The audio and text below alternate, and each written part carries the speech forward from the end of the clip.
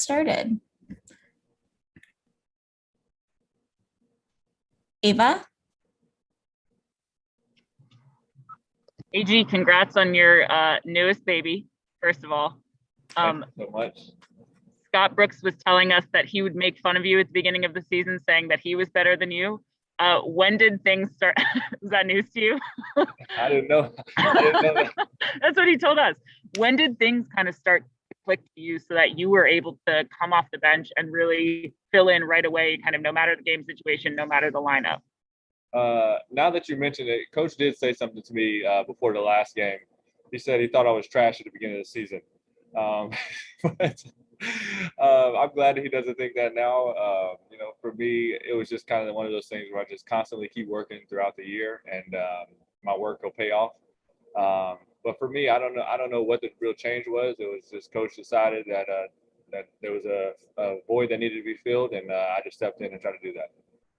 You guys have played with so many different starting lineups, combinations, things like that. A couple crazy ones tonight. Does that almost give you a confidence going into the play-in game? Like it kind of, the combination doesn't matter. It's not like you're set in one specific rotation. Yeah, I think the biggest thing for this team is that, when everybody's had their number called, they stepped up. You look from top to bottom. There's guys on our team that'll go a couple months without playing. Then when they get into the game, it's go time. And they step in and don't miss a beat. So that's huge for us, because we have a lot of depth going into the postseason. Fred? What's going on, Anthony? How you doing, sir?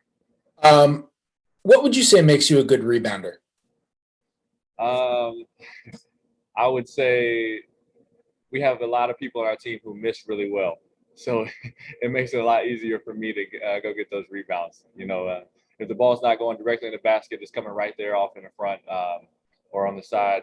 But for me, it's just I want to be relentless. In an offensive rebound, I feel like I can help the team in that way. So I just go after it. And after kind of the ups and downs that you guys had as a team this season, the 17-32 start, what is it like to know that you've officially clinched a spot in the play-in tournament? It's not going to end on Sunday. It's huge for us. I think the Wizards are building something great here. And we all believe that in that locker room. Management believes it, the staff believes it. Everyone from top to bottom believes that we're building a great program, a great organization here that does it the right way. For us to have an opportunity to go into the postseason and make a run, it's huge for us, and we're really confident going into the postseason. Benjamin? Hey, G. Obviously, as a 28-year-old rookie, I think the expectations for you were a little bit different than most rookies coming into their first season. But for you, did you kind of notice the game slowing down for you? Because that's often the trope for a first-year player. Yeah, I would definitely say it was an adjustment. I wouldn't say it was fast because I played professional, at a high level in Europe. And it's really competitive over there. But for me, the biggest thing was just trying to gain coach's trust. Like I said before, and like he said, he didn't know what I could do before, and just coming on the court and trying to prove every single day that I'm going to work hard and I'm going to be here for each of my teammates and sacrifice. And I try to put that on the court every single day. Neil? Yeah, Anthony, I'm wondering if you can clarify for us the dousing that you guys gave Russ in the locker room. Was that because he broke his own record or because you guys clinched in the play-in?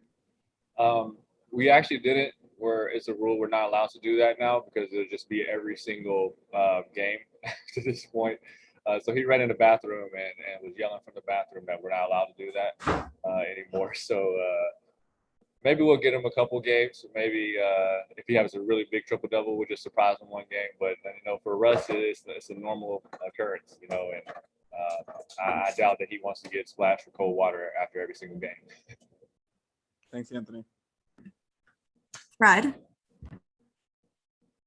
Yeah, Anthony, I just wanted to follow up as well. Last time we spoke to you, I think we spoke to you before we spoke to any other player. And you had a really good game that game. And every other player that we spoke to said kind of the most glowing things and were really adamant about your work ethic and how happy they were for you.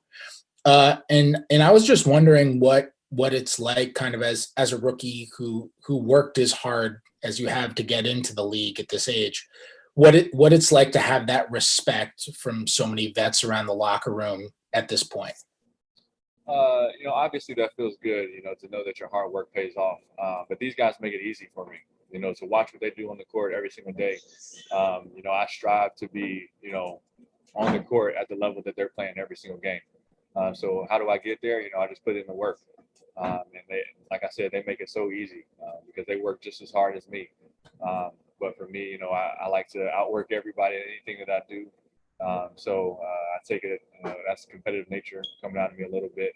But it feels great to know that, those guys have my back just as I have theirs. Christos? Hey, Anthony, hope you are doing well. In the last couple of years, you used to play playoffs with Himki in EuroLeague. Now you are 2 games away to play playoffs with the Washington Wizards. How you prepare yourself about your playing tournament and what it means for you? It means a lot for me. At every level that I've been at, I pride myself on winning. NCAA, we were a successful basketball team. We won a lot of games. I go to Kimki. We were successful. We won a lot of games. And I want to continue that here. Whatever I have to do to try to help this team out win. If that means going a whole game without scoring, that means go 3 months without playing a game, but cheering everybody on, or if that means, actually getting in the game and contributing. I'm here for it, and I'm honored to be here on the court. But for me, winning is, the biggest thing, and doing it the right way is really important too, because we can win and, not be everything in order, everybody not having a good time. But this group is having a good time. We're all here for each other. We all love each other on and off the court, and we're here to support. And also in Kimki, you have a teammate like Alexei Zverev. In Washington, you have Bradley Beal and Russell Westbrook. Obviously, it's not the same. It's not the same situation. But how important for you, and how important is to have so gifted teammates, and what did you learn from them? Yeah, Alexei is a great player, just as Brad and Russ are. Alexei could be over here playing right now, but he has other obligations he wants to fulfill there. But for me, I think playing with him actually prepared me for being here on this team.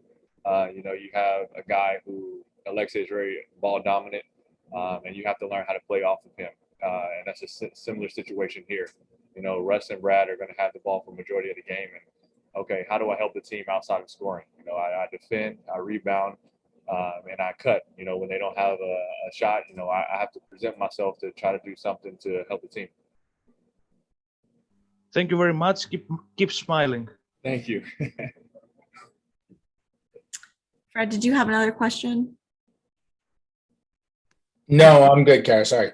No problem. I think that's it then. Thank you, Anthony. Thank you guys so much. Have a nice night. Hey, Robin. First off, just wanted to congratulate you on becoming the all-time triple-double leader tonight.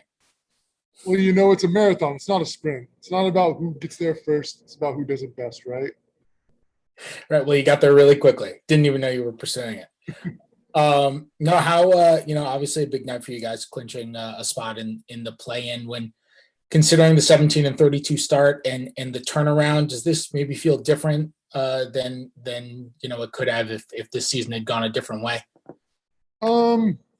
Maybe. I know we're all really excited we got this far, but we know we want to advance farther than just a playing game. And when you guys are 17-32, I mean, is this something that you expected to happen, or were your feelings elsewhere?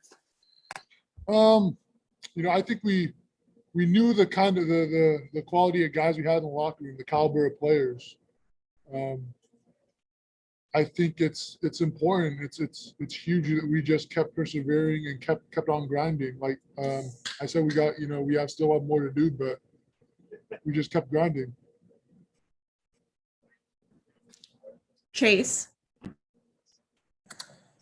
Hey, Robin, when you do look back at the tough times that you guys have overcome this season, kind of what stands out about the plight that you guys had to overcome? honestly, I think what's great about it so far is how fun these, this last stretch has been for us. Playing where we think we can play at. I think we're where we can get even better, but playing like we are, it's been a lot of fun for us. I think that's where we're making the memories. And were you surprised that you didn't get a foul call on that play with Jared Allen to a technical? You look pretty surprised. I was taken aback, I must admit. Neil. Hey, Robin, you alluded to it, you guys just kind of pushing through and getting to this point.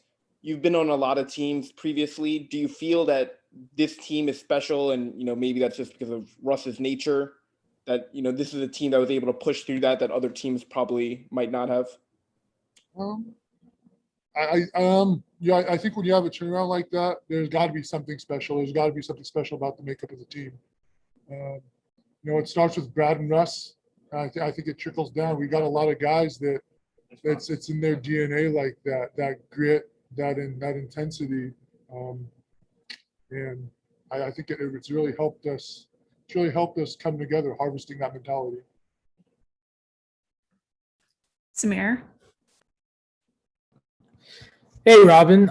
You guys are obviously 15 games under 500 on April 5th. From that point on, would you say on April 5th, that was your rock bottom as a collective group? And if so, how were you guys able to just kind of bounce back from that and get yourselves into the situation you're in today? I mean, perhaps, I don't know that we've really been thinking about anything like where our rock bottom was.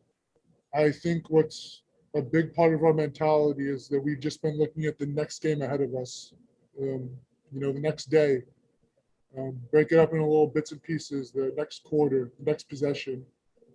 That's been very key for us.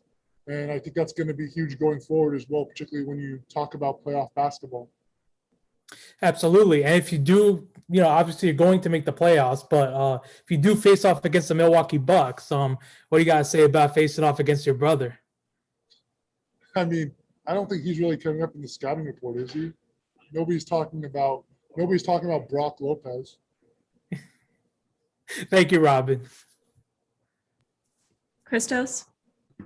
Hello, Robin. Congratulations on the win. During the second half of the season, what did you notice as the biggest growth of that team, and how big is the confidence booster for you with the play-in tournament ahead of?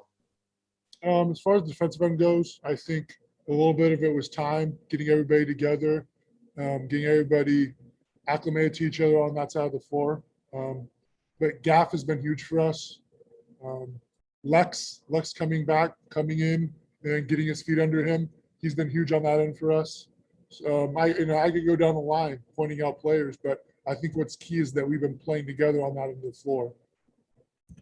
And speaking for Anthony Gill, what impressed you most about his game, about his approach on the game? He's a really smart team player. He's going to go out there, he's going to work hard, and he's going to play within himself. He knows what he can do, and he's going to execute that to the best of his abilities. Any final questions for Robin? I think that's it then. Thank you. Thank you.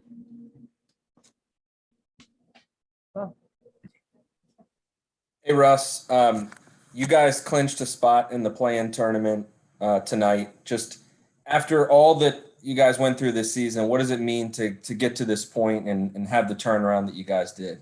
I mean, it's definitely a good feeling, just to start off kind of some of the things we're capable of doing. Obviously, ups and downs, and we're thankful to have an opportunity to be able to make the playoffs. Our job now is to take care of business on one more game and move us up and stand us hopefully. And when could you kind of sense that this team could make the turnaround, or was in the process of making it? I mean, I know you've been pretty positive the whole way, but yeah, I had never doubted. Honestly, never doubted. I knew once we finally got healthy and everybody kind of was clicking, it would put us in a good position to be able to make a run. And we did that. We made a quick turnaround and put ourselves in a position to be able to be who we are now. So, Ava. you guys have had to perform with so many different combinations of lineups. You had a bunch of weird combinations on the floor tonight. Does that give you confidence moving ahead, just how ready everybody is staying? Are you happy with the level you're at from that standpoint? Yeah, I think it's important. We're going to need everybody to move forward. Everybody's confidence needs to be high, playing at a level that they feel most comfortable. And everybody did a good job of that tonight. A part of my job is to make sure I find them and make the game easy for them as much as I can. And you obviously had the ceremony with the jersey and finally got to kind of celebrate your record in front of the home crowd tonight. How nice was that? And how nice was it to hear some MVP chants as well? Yeah, oh yeah, definitely. Very appreciative, especially the organization and the people who put that together for me, and being able to kind of celebrate that in front of the home fans is always an unbelievable feeling. It's something that you always cherish, and I think it's something that obviously I'll put up and hang in my house. So I'm happy to be able to have something like that. Olivia.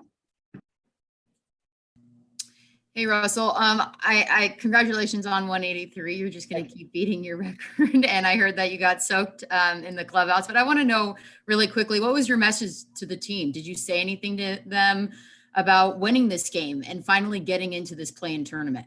No, nothing to talk about particularly. Just I wanted to make sure we have fun. My message is always a lot of times, a lot of pressure. To be able to release pressure, just having fun and enjoying the game. And I think tonight guys did that. I did a better job of just enjoying the game, embracing it, living in the moment, and we came out with the win.